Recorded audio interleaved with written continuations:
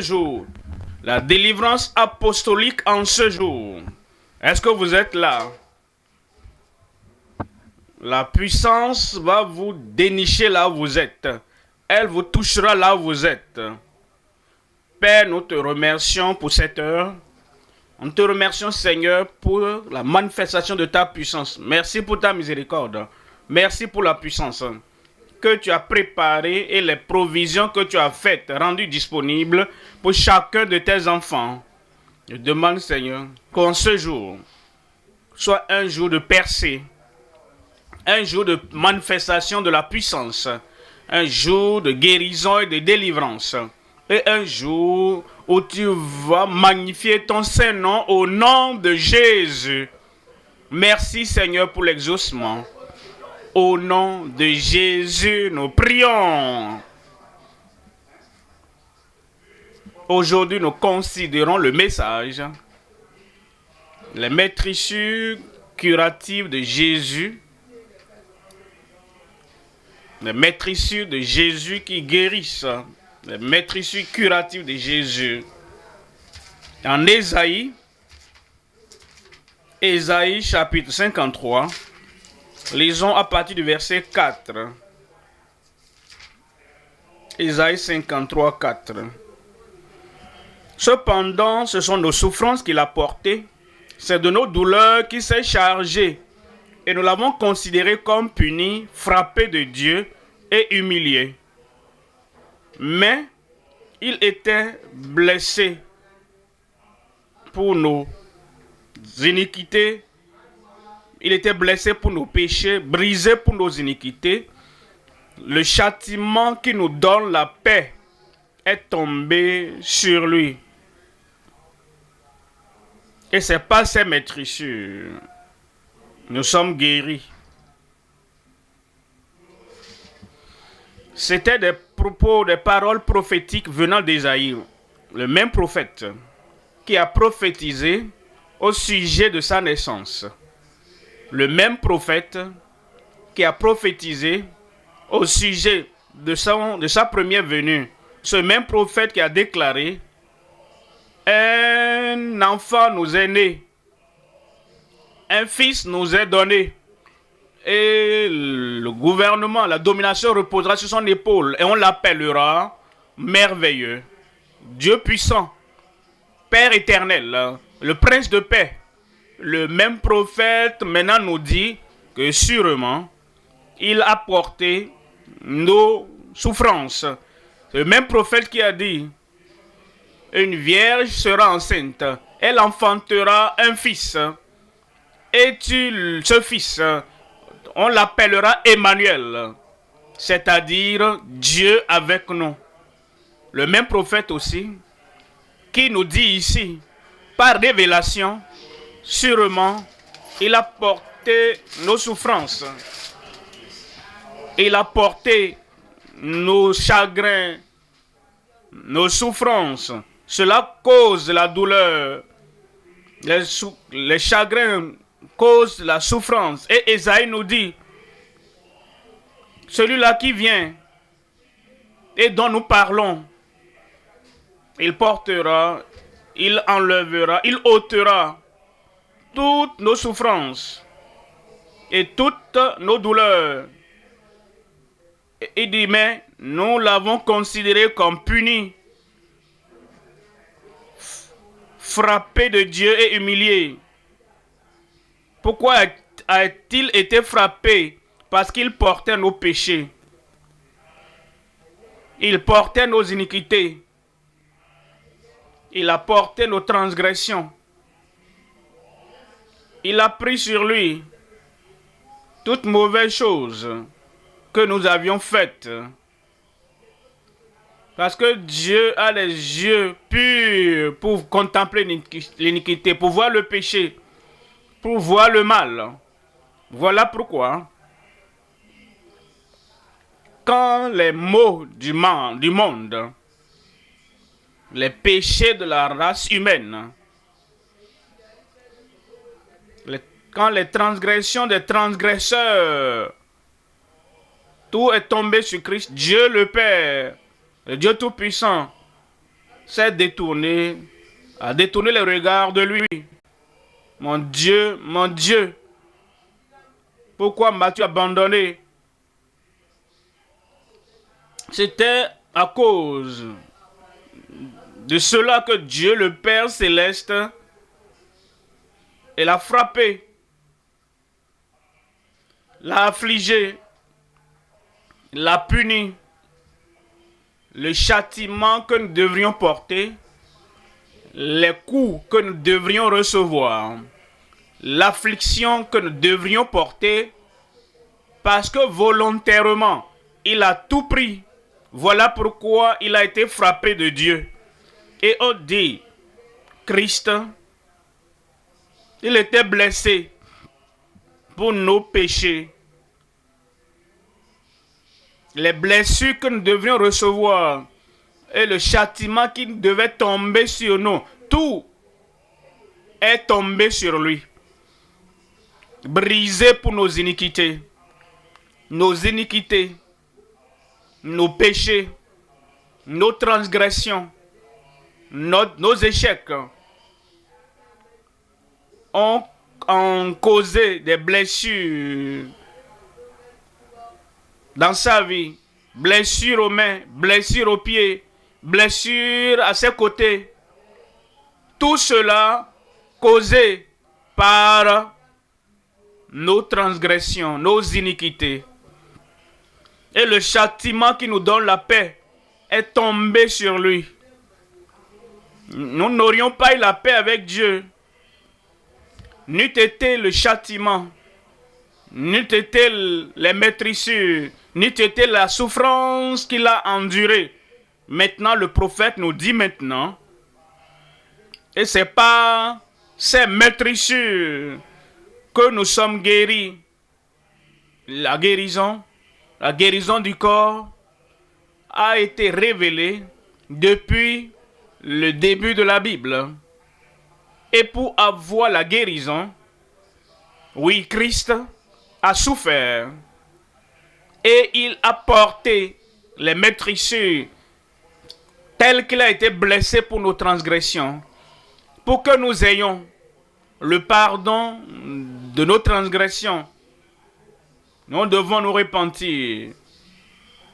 Nous devons croire. Et Jésus-Christ, la même chose. Il a eu les maîtrissures.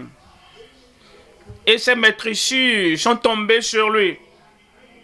Pour que nous soyons guéris, nous devons venir à lui. Nous devons invoquer son nom. Et nous devons découvrir l'origine, la source de cette maladie. Nous débarrasser de la source. Ensuite, nous aurons, par la foi, à cause de ce qu'il a fait, nous aurons la guérison. En Genèse, chapitre 20, verset 1er. La première mention de toute chose dans la Bible est très importante. Et voici la première mention de la guérison et la première mention de la prière pour la guérison et la première mention de comment recevoir la guérison pour un individu, pour une famille et pour ceux qui étaient affligés.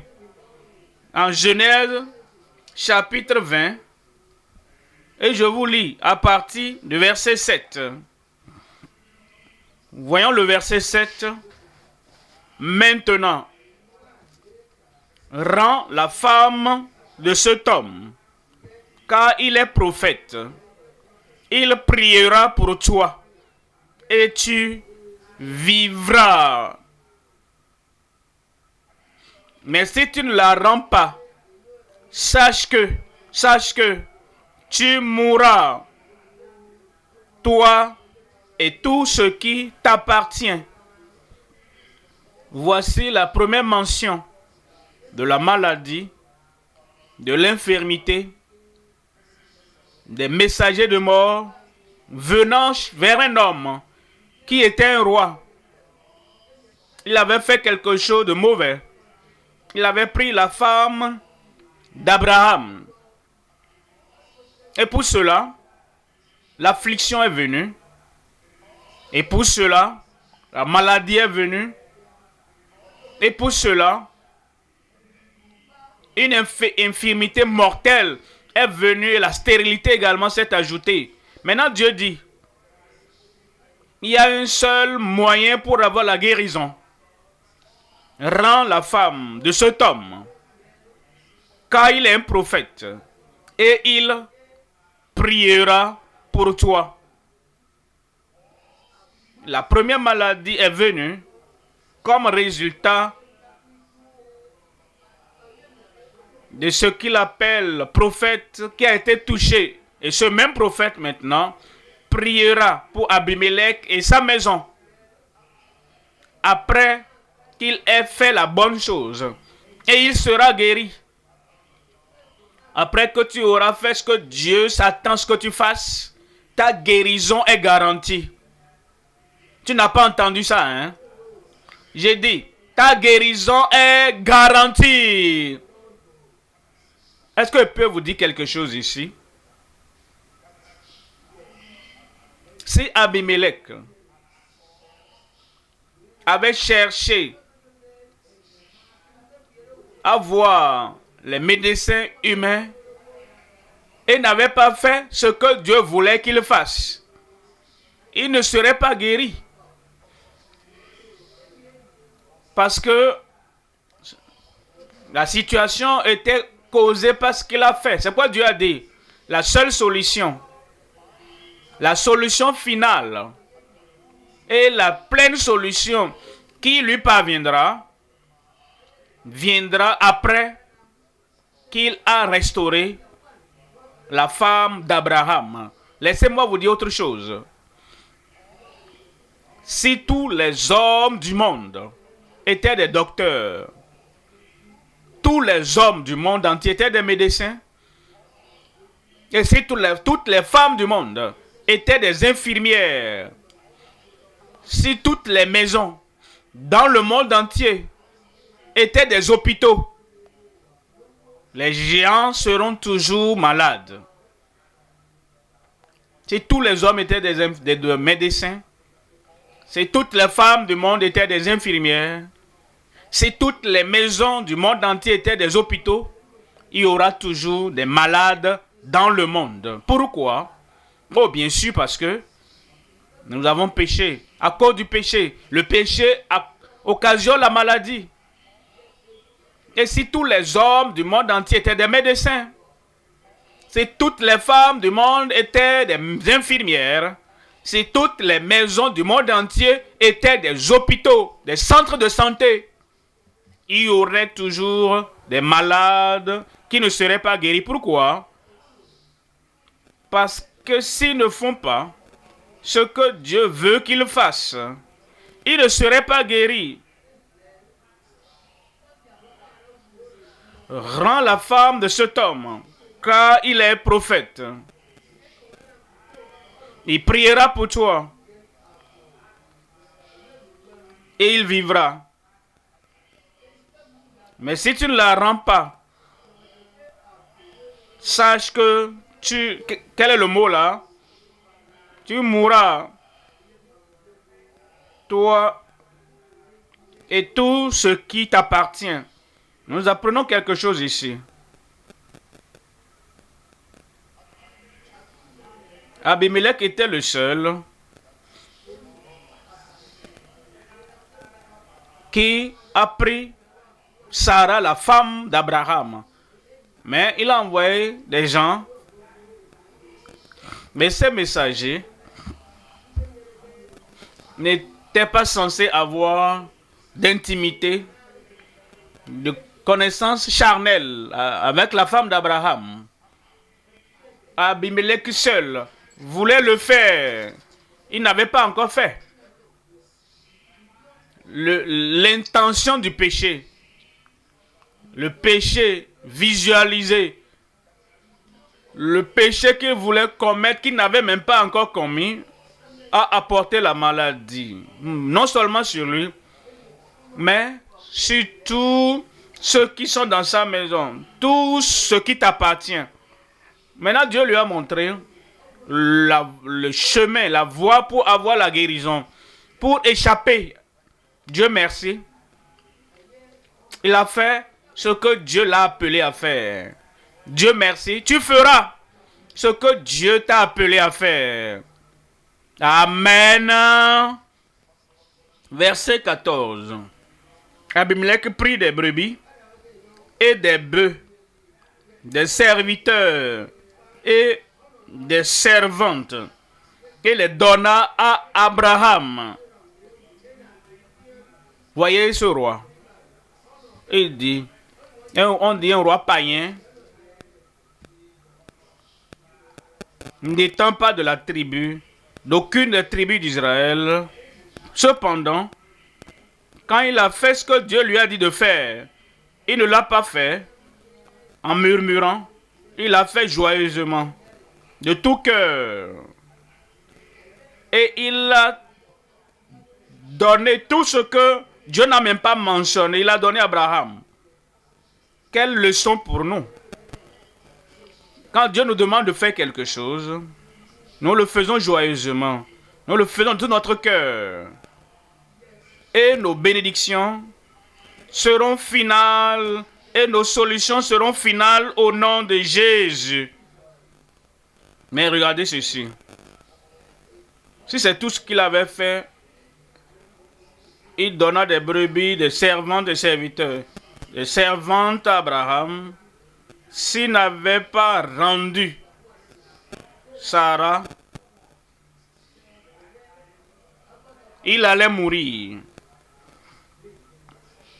Que servira-t-il à un homme de donner tout le monde entier et s'il perdait son âme, une seule âme, une seule personne, plus élevée en valeur que toutes les brebis, que tous les bœufs, que tout ce qu'il a donné. Sarah était la personne en question. Et s'il n'avait pas retourné Sarah, il allait toujours être malade. Il pourrait même aller dans sa nation pour des soins médicaux, hors de sa nation, n'importe où. La main de Dieu était là. Et s'il n'avait pas fait ce que Dieu voulait qu'il fasse, il allait mourir. Dieu merci, il l'a fait. Dieu merci, il l'a fait. Il lui rendit Sarah, sa femme.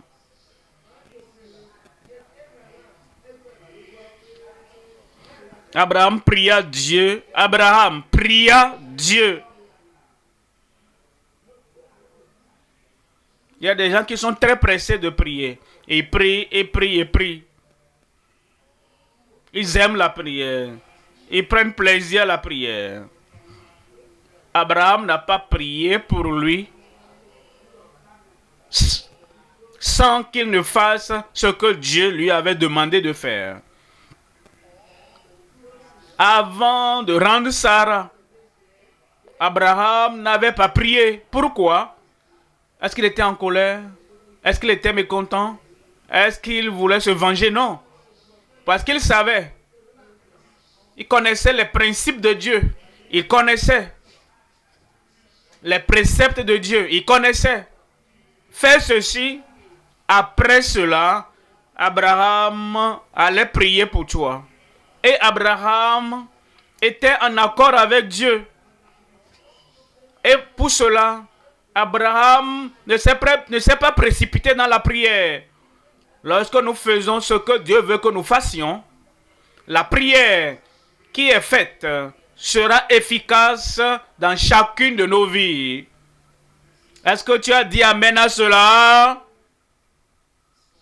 Alors, Abraham pria Dieu. Et Dieu guérit Abimelech, sa femme et ses servantes. Et elles purent enfanter. Dieu va exaucer nos prières. Amen. En Nombre, au chapitre 21. Nombre, chapitre 21. Je vous lis à partir du verset 4. Nombre 21, verset 4. Ils partirent de la montagne de Hor par le chemin de la mer Rouge pour contourner le pays d'Édom. Le peuple s'impatienta en route. À cause de la voie, ici nous voyons une autre situation. Le découragement dans le cœur peut causer la dépression, la détresse et finalement conduire à la maladie. Nous devons mener une vie heureuse. Nous devons mener une vie joyeuse. Une vie joyeuse. Parce qu'un cœur heureux fait du bien comme un médicament. Ça, c'est un proverbe. Quand vous êtes content, quand vous êtes joyeux, la joie du Seigneur, la joie dans votre cœur est la source de votre force. C'est votre force. Oui, vous serez heureux. Voilà pourquoi nous ne devons pas être négatifs. Ah, regardez ceci, pourquoi je suis déprimé. Oh, écoutez ceci, nous sommes déprimés. Il y a certaines personnes qui doivent écouter les mauvaises nouvelles. Des nouvelles de découragement. Chaque jour, avant d'aller dormir, c'est comme s'ils cherchent même ces mauvaises informations. Et s'ils n'ont pas eu de mauvaises nouvelles dans la journée avant de dormir, ils ne vont pas dormir. Ils vont chercher. Ah, je n'ai pas eu de mauvaises nouvelles aujourd'hui. Qu'est-ce qui arrive dans le village? Qu'est-ce qui arrive ici? Qu'est-ce qui arrive dans le pays? Quand tu t'encombres de mauvaises nouvelles, mauvaises actions et mauvaises choses, avant même d'aller dormir, chaque fois presque, vraisemblablement, tu seras toujours malade et tu vas demeurer malade. Parce que dans la nuit, tout ce que tu as pensé et ton subconscient peut refléter, ce sont les mauvaises nouvelles que tu as entendues avant d'aller au lit. Voilà pourquoi, après le boulot, le service, que toutes ces choses demeurent au bureau. Reviens à la maison. Communie avec ta famille et communie avec Dieu dans la parole de Dieu. Mais à cause de la route, et ils y ont pensé, ils étaient découragés. Oh, attendez. Moïse aussi marchait de la même manière. Aaron, Marie, Josué, Caleb marchaient aussi sur la même voie. Ils n'étaient pas les seuls. Ils marchaient sur la même voie. Cependant, ils n'ont pas permis au découragement. Ils étaient découragés à cause de la route. Et le peuple parla contre Dieu et contre Moïse. Le découragement affecte le cœur. Et c'est de l'abondance du cœur que la bouche parle.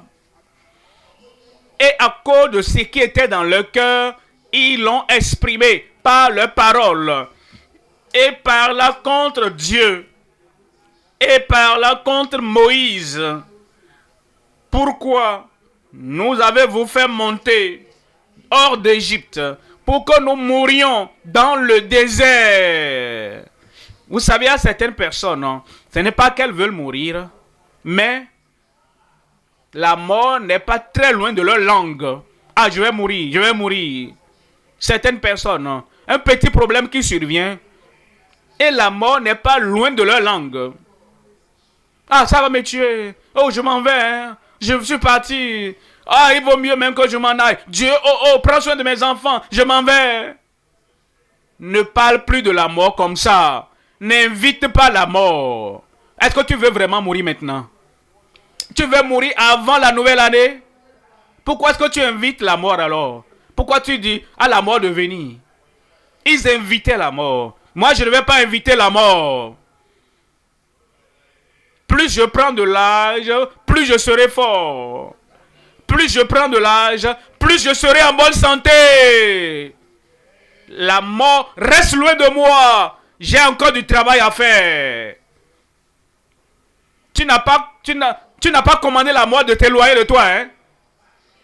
J'ai encore du travail à faire. Mort, loin de moi, tu ne mourras pas. Voyons le verset 6. Alors l'Éternel envoya contre le peuple des serpents brûlants. Ils mordirent le peuple. Et il mourut beaucoup de gens en Israël. Regardez ici, s'il vous plaît.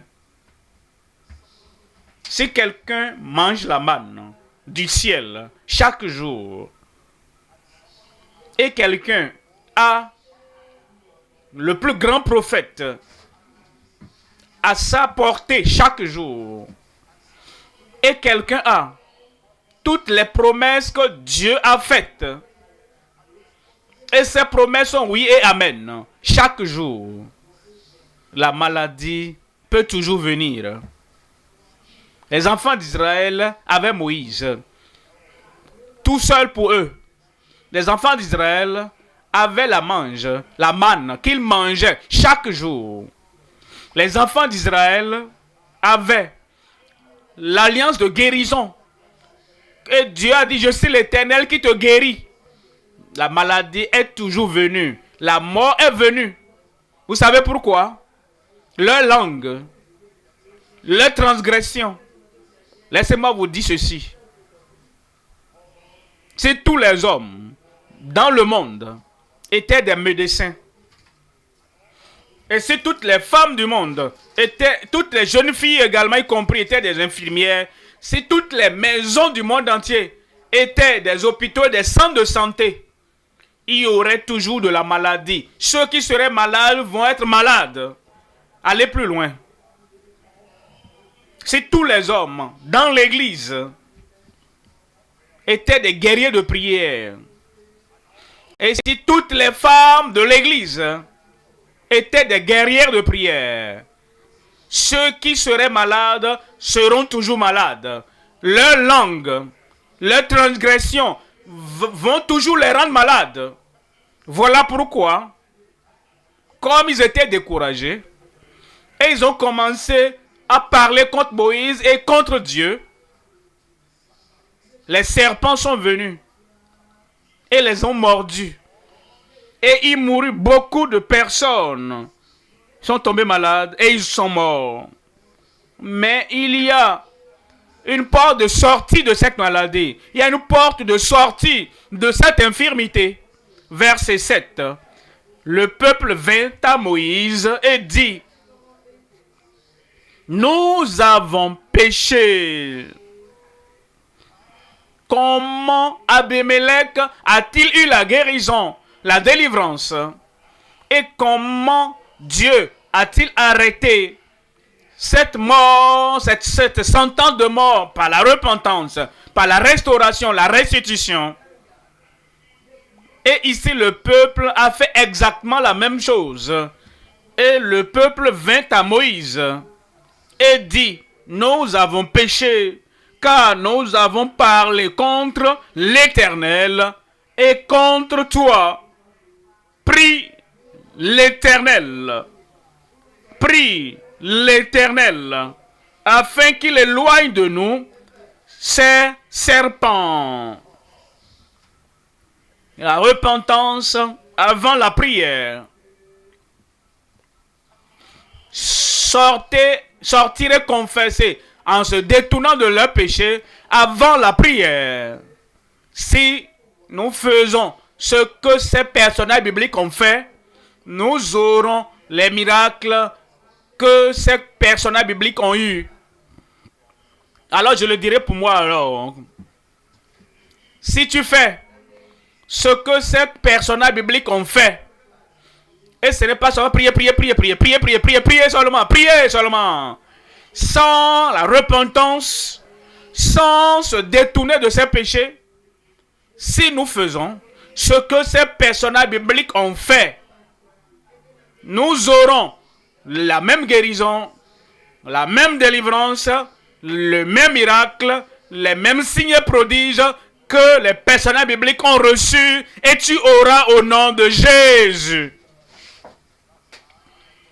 La dernière ligne du verset 7, Moïse pria pour le peuple.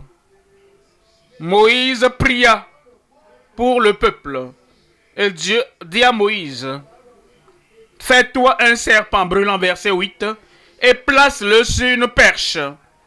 Quiconque aura été mordu et le regardera conservera la vie.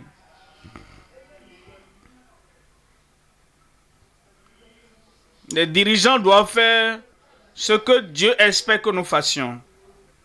Les pasteurs doivent faire ce que Dieu espère que nous fassions. Il y a des pasteurs qui sont des guerriers de prière. Et ils prient beaucoup. Et ils se demandent pourquoi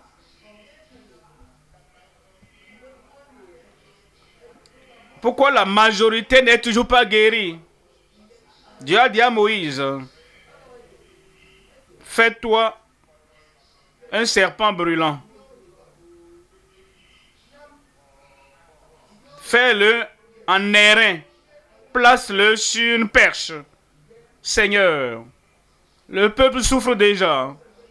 Certains sont sur le point de mourir. Et dès que j'irai faire le serpent d'airain, le temps va passer. Est-ce qu'on ne peut pas prier pour eux maintenant? Il dit, prie pour nous. Je suis prêt à prier pour eux. Je suis prêt à les aimer. Malgré ce qu'ils ont fait, malgré ce qu'ils ont dit. Dieu dit, fais-toi un serpent d'airain. Tout le temps que tu as de perdre là, et tu ne fais pas ce que je t'ai dit de faire là, beaucoup vont mourir davantage. Quand tu feras le serpent d'airain, accroche-le sur une perche. Alors invite-les tous. Je vais vous parler. Je vais vous donner des instructions. Pendant que tu leur donnes l'instruction et que tu enseignes, ne penses-tu pas que plusieurs vont continuer à souffrir? C'est pourquoi Dieu a dit, Moïse, c'est ce que tu dois faire. Comme le peuple a fait ce que Dieu voulait qu'il fasse, le prédicateur, le prophète, le pasteur doit également faire ce que l'Éternel lui a demandé de faire. Parle à ton peuple. Dis-leur. Voici la solution finale. Qu'ils regardent et voient, et ils seront guéris. Car comme Moïse éleva le serpent dans le désert, il faut de même que le Fils de l'homme soit élevé, afin que quiconque croit en lui ne périsse point, ne meure pas, mais qu'il ait la vie éternelle. La vie éternelle, la vie abondante, la vie pleine de santé, la vie progressive au nom de Jésus. Moïse fit un serpent d'airain et le plaça sur une perche. Et quiconque avait été mordu par un serpent et regardait le serpent d'airain, la même solution pour tout le monde. Si un serpent avait mordu quelqu'un, il y a des gens qui cherchent une attention spéciale. Moïse a dit, voici ce que Dieu m'appelle à faire. Regardez le serpent sur la perche. Et tout le monde, les grands, les petits, lettrés, illettrés, tout le monde, homme ou femme, tout le monde, jeune ou vieux, s'il regarde le serpent sur la perche, il conservera la vie. Si ces gens-là avaient dit, Moïse, tu me connais, hein? Et tu sais que je ne suis pas une personne ordinaire de l'Assemblée. Hein? Bon, j'ai entendu l'information publique, mais il me faut une attention spéciale. Tu dois venir, écouter mon histoire, m'imposer les mains, et moi, je serai guéri. Non, tu ne seras pas guéri. si tous les hommes de l'Église et toutes les femmes de l'Église étaient des guerriers de prière, des conseillers, et ils donnaient une attention particulière à tout le monde, l'un après l'autre, ceux qui seraient malades vont toujours être malades. Parce qu'il y a des gens qui ne reçoivent pas les instructions de la parole de Dieu. Il y a des gens qui n'acceptent pas les provisions que Dieu a données. Ils cherchent d'alternatives. Verset 9 dit, Moïse fit un serpent d'airain et le plaça sur une perche.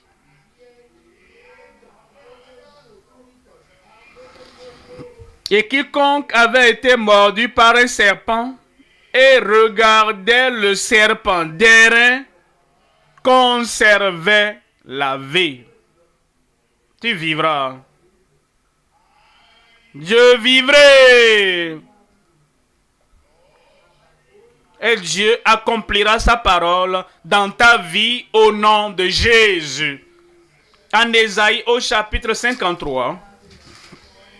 Ésaïe 53, verset 1er. Ésaïe 53, verset 1. Qui a cru à ce qui nous était annoncé, qui a reconnu le bras de l'Éternel, qui a cru à ce qui nous était annoncé, pour recevoir les profits des prophéties d'Ésaïe, vous devez croire à ce qui a été annoncé, pour recevoir l'accomplissement de ce que les maîtrisures de Christ feront. Vous devez croire à ce qui a été annoncé. Qui a cru à ce qui a été annoncé? Seulement ceux-là, c'est à eux que le bras de l'Éternel sera révélé. Ça veut dire quoi? Le bras de l'Éternel. Comme un homme, comme femme. Quand tu veux manifester la force, la puissance, l'énergie, tu n'utilises pas ton ventre pour le démontrer. Ton énergie, ta puissance, ta force. Tu n'utilises pas tes yeux pour manifester ton énergie, ta force, la force. Tu utilises ton bras. Tu portes la chose, le bras d'un homme fort. Et le bras du Dieu Tout-Puissant est la force du Dieu Tout-Puissant. C'est la puissance du Dieu Tout-Puissant. Lorsque tu crois à l'annonce, le bras de l'Éternel qui sauve sera manifesté dans ta vie. Le bras de l'Éternel qui guérit et qui délivre sera manifesté dans ta vie. Qui a cru à ce qui nous était annoncé? Qu'est-ce qui a été annoncé? Verset 4. Cependant, ce sont nos souffrances qu'il a portées. Quelle est l'annonce? Il a porté nos douleurs. Oui, nous l'avons considéré comme puni, frappé de Dieu. Quelle est l'annonce? Il a été blessé pour nos transgressions, nos péchés. Quelle est l'annonce? Il était brisé pour nos iniquités. Quelle est l'annonce? Le châtiment qui nous donne la paix est tombé sur lui. Quelle est l'annonce? Verset 6. Nous étions tous errants, comme des brebis. Et chacun suivait sa propre voie. Et l'Éternel a fait retomber sur lui l'iniquité de nous tous. Quand nous croyons à cette annonce et nous acceptons cette annonce, quand nous nous confions à l'Éternel sur cette base et nous disons, le Père Céleste a fait retomber toutes mes iniquités, toutes mes transgressions et toutes les conséquences de mes péchés. Tout a été porté sur Christ. La guérison est définie. Le salut est garanti. Matthieu chapitre 8. Matthieu chapitre 8, verset 16.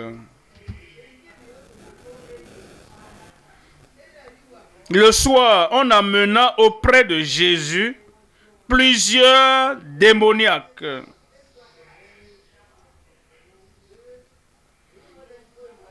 Il chassa les esprits par sa parole. Et il guérit tous les malades. Christ, notre Sauveur, notre guérisseur, notre Rédempteur, notre Libérateur, a chassé les esprits par sa parole et il a guéri tous les malades. Il y avait les enfants d'Israël qui ne savaient pas que leur maladie était causée par les mauvais esprits. Mais Christ savait. Il y a des gens qui ne savaient pas que l'aveuglement causait. Mais Jésus savait que leur surdité était causée par les mauvais esprits. Jésus le savait. Le fait qu'ils soient muets ou que les enfants soient muets était causé par les mauvais esprits. Mais Jésus le savait. La femme qui était courbée pendant 18 ans, elle n'a jamais pensé, elle n'a jamais su que le fait qu'elle soit courbée était causé par un esprit d'infirmité. Jésus savait. S'il y a quelqu'un qui a un mauvais esprit, elle n'appelle pas ça mauvais esprit, mais elle embrasse cet esprit. Elle aimait cet esprit.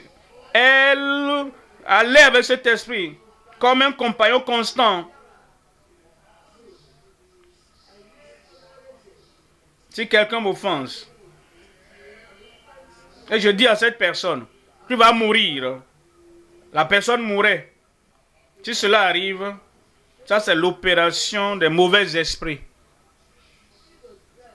Jésus allait partout, faisant du bien et guérissant tous ceux qui étaient sous l'empire du diable.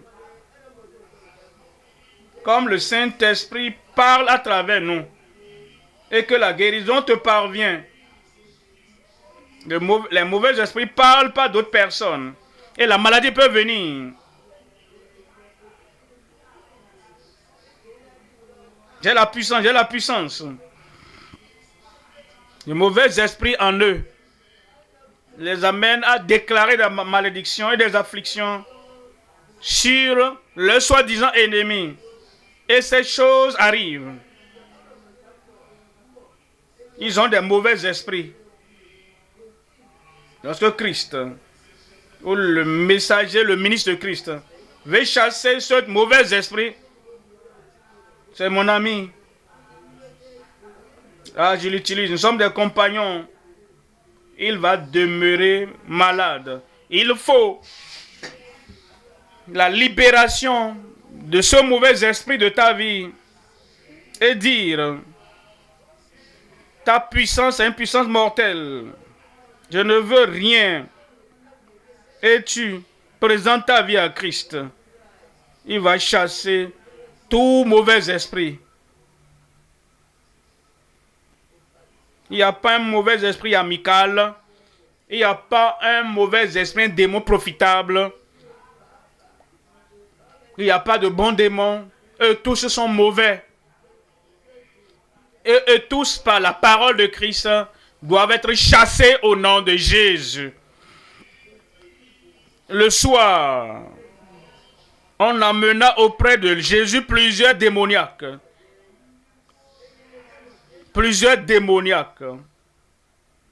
Il chassa les esprits par sa parole et il guérit tous les malades afin que s'accomplisse ce qui avait été annoncé par Ésaïe le prophète. Il a pris nos infirmités et il s'est chargé de nos maladies. Lui-même, il va porter tes infirmités. Et il viendra à toi ce matin. Il prendra tes infimités. Acte 10, verset 38. Acte 10, verset 38. Vous savez comment Dieu a oint Jésus-Christ de Nazareth. Attendez.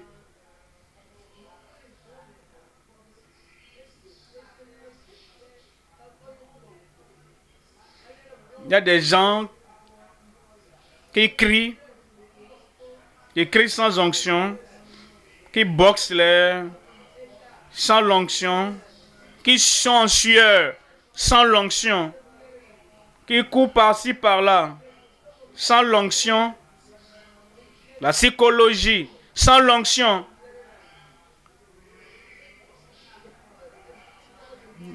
Il lave le cerveau des gens sans l'onction. Tout cela, c'est une perte de temps.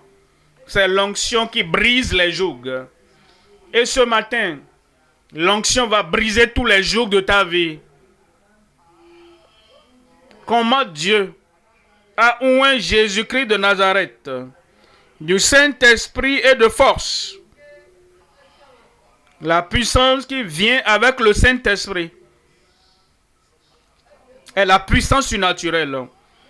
Et peu importe la source de cette maladie ou de cette infirmité, la puissance surnaturelle du Saint-Esprit va guérir et ôter cette infirmité qui allait de lieu en lieu faisant du bien,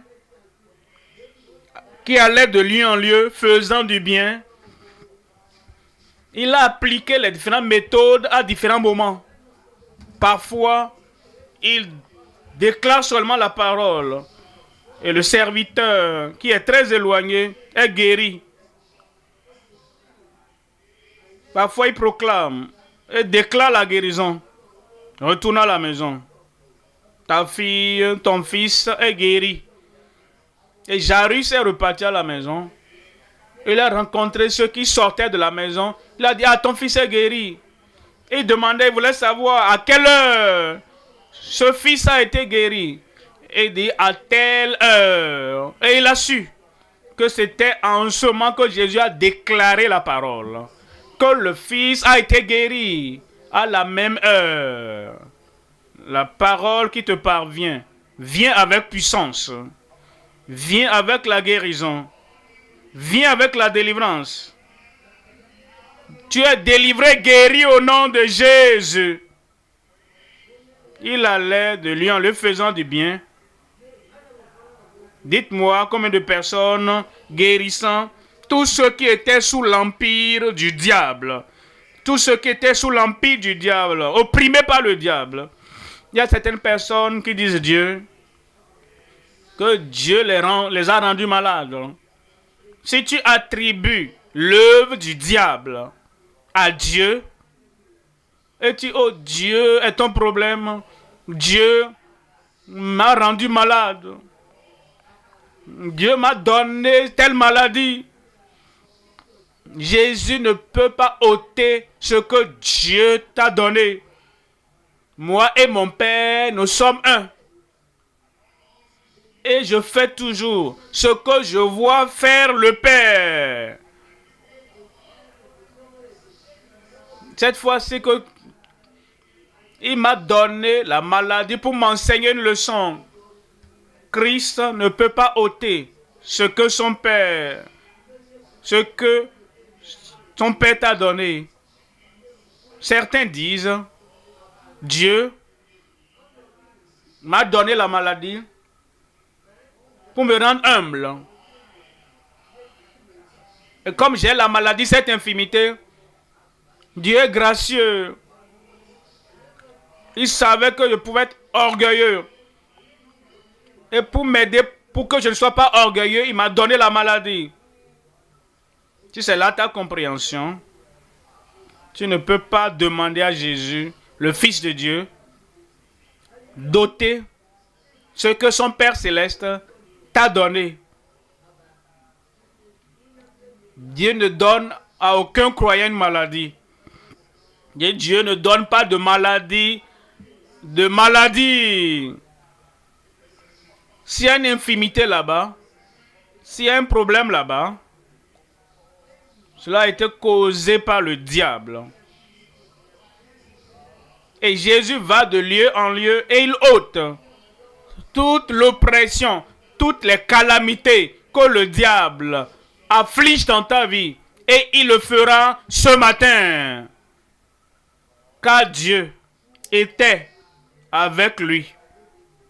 Rappelez-vous, après que cela a été fait, guéri par la miséricorde de Christ, guéri par les maîtrisures de Christ, guéri par le châtiment qui est tombé sur Christ, rappelez-vous, ce qui a apporté la maladie originalement, c'était le péché. Et quand tu es guéri par ces maîtrisures, tu dois être gardé, maintenu saint par son sang. Jean, chapitre 5. En Jean, chapitre 5, verset 14. Depuis, Jésus le trouva dans le temple et lui dit, voici, tu as été guéri. Quelqu'un là-bas, tu as été guéri. Tu es guéri. Il y aura la bonne santé en toutes les parties de ton corps au nom de Jésus. Voici, tu as été guéri. Ne pêche plus, de peur qu'il ne t'arrive quelque chose de pire. La guérison de Christ, les maîtrisures de Christ, ce n'est pas une licence pour l'ivrognerie, n'est pas une licence pour la fumée, ce n'est pas une licence pour la souillure, ce n'est pas une licence pour continuer dans le péché. Voici, tu as été guéri. Ne pêche plus. De sorte que quelque chose de pire ne t'arrive. Vous voyez, cet homme était malade pendant 38 ans. Verset 35. Il y avait un homme malade, la maladie de 38 ans, guéri. Maintenant, Jésus lui a dit, il faut toujours avoir l'esprit. Jean 5,5, où il y a l'histoire de l'homme malade. Là se trouvait un homme malade depuis 38 ans. Rappelle-toi de tout ce qui s'était passé pendant cette longue année. Tu es guéri maintenant. Ne pêche plus. Ne retourne plus au péché. Que la grâce de Dieu remplisse l'espace vide de ton cœur. Ne pêche plus. De peur qu'il ne t'arrive quelque chose de pire. Tu ne permettras pas à une chose pire de revenir dans ta vie. Par ses maîtrisures, tu es guéri. Par son sang, tu es sauvé. 1 Pierre au chapitre 2. En 1 Pierre 2, 24. 1 Pierre 2, 24. Lui-même a porté nos péchés. 1 Pierre 2, 24. Lui qui a porté lui-même nos péchés en son corps sur le bois, afin que, mort au péché, c'est très important quand vous êtes sauvé, quand vous êtes né de nouveau, vous ne menez plus une vie négligente, vous ne menez plus une vie frivole, vous ne menez plus une vie pécheresse, vous ne menez plus une vie injuste, se disant, oh, pas sa maîtrise, pas sa maîtrise, je suis guéri. Vous voyez la première partie de la phrase. Mort au péché. Que nous vivions pour la justice. Maintenant, après cela, lui par les maîtrisures, dites-moi, lui par les maîtrisures duquel vous avez été guéri. Ces maîtrisures sont puissantes, assez efficaces pour guérir tout le monde. Aujourd'hui, c'est ton jour. Ce matin, c'est ta matinée. Jacques 5. En Jacques 5. 14. Quelqu'un parmi vous est-il malade? Peu importe le type de maladie. Quelqu'un parmi vous est-il malade?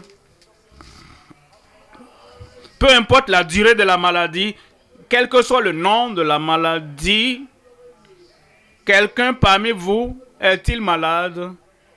Et peu importe que tu sois un homme ou une femme. Est-ce que la maladie est particulière aux hommes ou bien une maladie particulière aux femmes? Est-ce que quelqu'un parmi vous est-il malade? Qu'il appelle les anciens de l'église et que les anciens prient pour lui, en loignant d'huile au nom du Seigneur. L'huile, c'est l'emblème du Saint-Esprit. Au nom du Seigneur. Le nom du Seigneur agira puissamment dans ta vie. La prière de la foi sauvera le malade. La prière de la foi guérira le malade. En tout temps, matin, soir, la prière de la foi sauvera le malade. Et le Seigneur le relèvera. Dieu va te relever. Dieu va te délivrer. Mais regardez ceci. Et s'il a commis des péchés, il lui sera pardonné. Pourquoi c'est là? Nous parlons de la guérison. Nous parlons de la prière de foi. Nous parlons de l'assurance que la prière de foi sauvera le malade. Le Seigneur le relèvera. Et il dit, si la maladie a été causée par les péchés qu'il a commis, si nous laissons les péchés, là nous prions seulement, le péché amènera de plus grandes maladies. Tu seras libéré du péché. Tu seras libéré de la maladie. Et s'il a commis des péchés, ils lui seront pardonnés. Confessez donc vos péchés les uns aux autres. Rappelez-vous maintenant. Et parlez aux croyants. Confessez vos péchés les uns aux autres. Comme membre de l'église. Tu menais une vie négligente. Et tu as commis des choses pécheresses. Tu fais la restitution. Confessez vos péchés les uns aux autres. Voyez cette partie. Quelqu'un parmi vous est-il malade? Qu'il appelle les anciens de l'église. Et que les anciens prient. Tu es un ancien de l'église. Un prédicateur de l'église. Un pasteur de l'église. Un dirigeant. Tu as commis des péchés. Les péchés vont bloquer la prière que tu feras.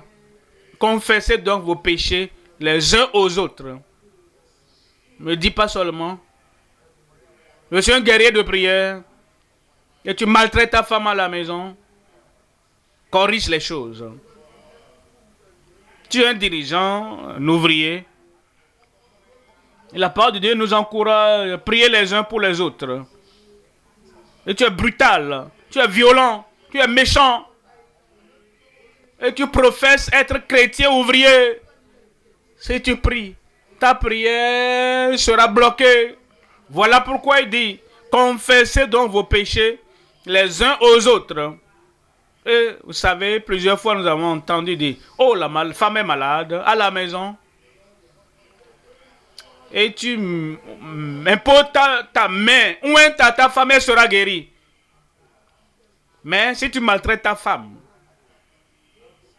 et tu affames ta femme, et tu fais souffrir ta femme, elle est tout le temps en colère, Et elle doit prier, oh Dieu, ne permets pas les actions de cet homme de m'envoyer en enfer. Je n'étais pas comme ça. Normalement, j'ai une femme d'amour, expressive, et j'aime les gens. Cependant, l'homme, elle est en train de me maltraiter. Je veux l'aimer, mais Seigneur, tu connais mon cœur. Comment est-ce que je peux aimer tel que je dois aimer sous ces oppressions? Et tout cela rend la femme malade. Maintenant, le mari, si ta femme est malade, impose-lui les mains. Et prie au nom de Jésus. Elle sera guérie. Confessez donc vos péchés les uns aux autres. En tant que mari, tu dois confesser. Tu dois t'excuser. En tant que femme, tu dois confesser. Tu dois t'excuser. Et quand cela est réglé du cœur, obéissant à la parole de Dieu, priez les uns pour les autres, afin que vous soyez guéris. Et nous serons guéris. Je serai guéri. La prière fervente du juste a une grande efficacité. Ça, c'est la prière que nous ferons ce matin. Efficace, fervente, du juste, d'un homme sanctifié, d'un homme rempli de l'esprit, d'un homme consacré. La prière fervente, juste, a une grande efficacité. La prière que nous ferons ce matin sera efficace dans ton cœur, sur ton corps, dans ta vie, dans ta famille, sur tes enfants, sur ton mari, sur ton épouse, sur tous les participants de la retraite. La prière fervente du juste a une grande efficacité ce matin au nom de Jésus. Est-ce que tu es prêt pour ta guérison? Est-ce que tu es prêt pour ta délivrance? Est-ce que tu es prêt pour la manifestation de ta puissance? Pourquoi ne pas te lever maintenant et dire au Seigneur, lève-toi, lève-toi et dis Seigneur, parle au Seigneur, me voici. Souviens-toi, la première guérison de la Bible, Abimelech devait rendre la femme d'Abraham. Ouvre ta bouche et parle au Seigneur. Si j'ai fait quelque chose de mauvais, Seigneur, je ne le ferai plus. Parle au Seigneur dans la prière.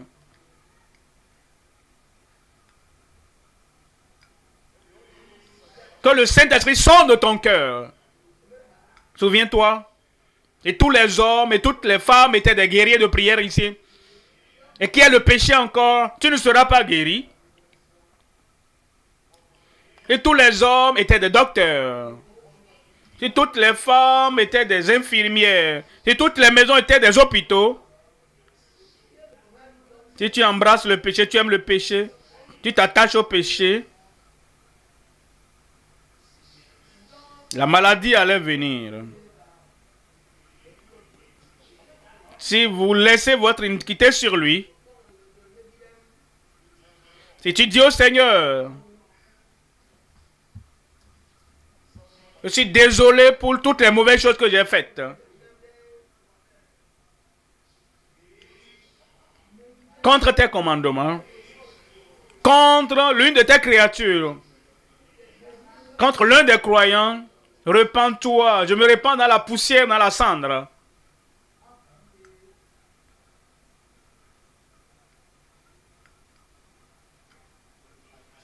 Ne cache pas le péché. Ne cache pas le péché.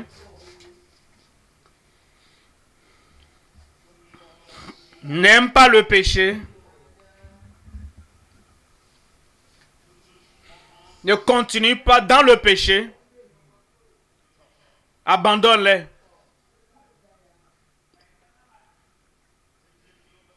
Tu as pris la femme d'autrui. Rends la femme. Tu as pris le mari d'autrui. Retourne le mari d'autrui.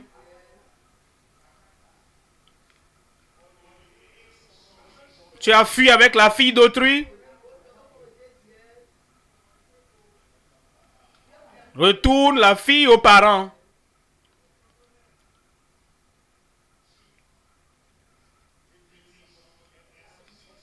Tu as pris l'autorité, la position d'autrui.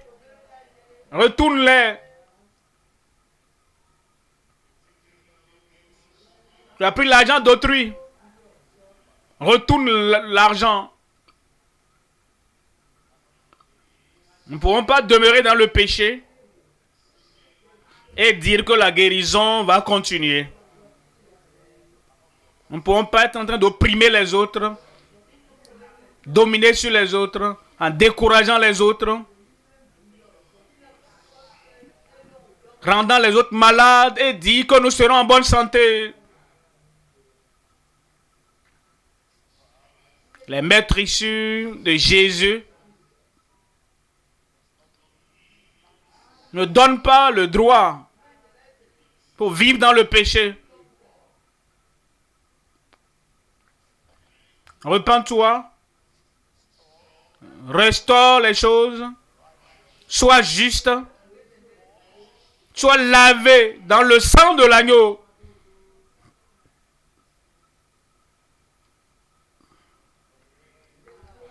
Et la prière de la foi sauvera, guérira le malade. La prière fervente du juste a une grande efficacité.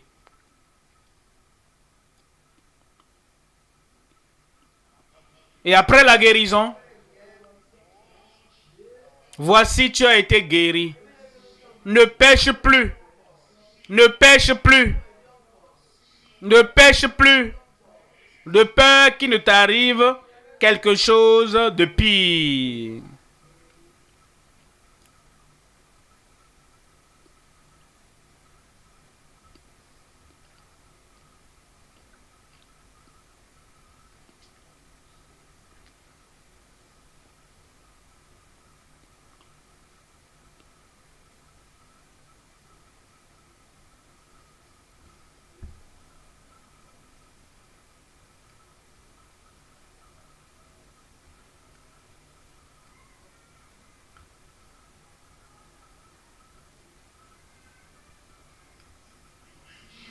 Au nom de Jésus, nous prions. Tes prières sont exaucées. Mes prières sont exaucées.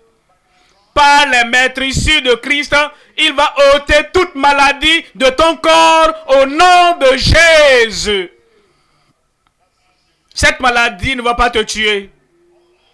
Tous les messagers de la mort sont chassés loin de ton corps au nom de Jésus. Ton enfant vivra. Ton épouse vivra. Ton mari vivra. Et toute l'oppression du diable, toute l'oppression des mauvais esprits, chassée au nom de Jésus. Ta guérison est venue. Ma guérison est venue. Ta délivrance est venue. Ma délivrance est venue. La grande puissance est venue. Je suis guéri.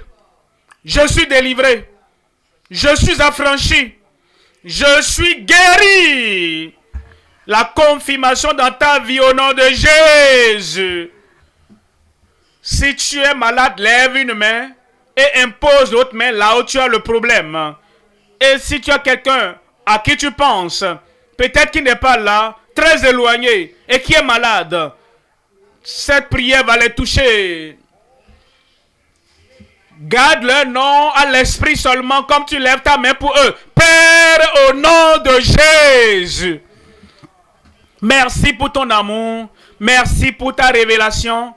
Merci, ce n'est pas ta volonté que quelqu'un parmi nous périsse, que quelqu'un parmi nous demeure malade, que quelqu'un parmi nous soit infirme, que quelqu'un parmi nous soit faible. Seigneur, je prie, dans ton amour, dans ta miséricorde. Envoie ta puissance dans chaque vie au nom de Jésus. Accorde à ton peuple la grâce d'être obéissant.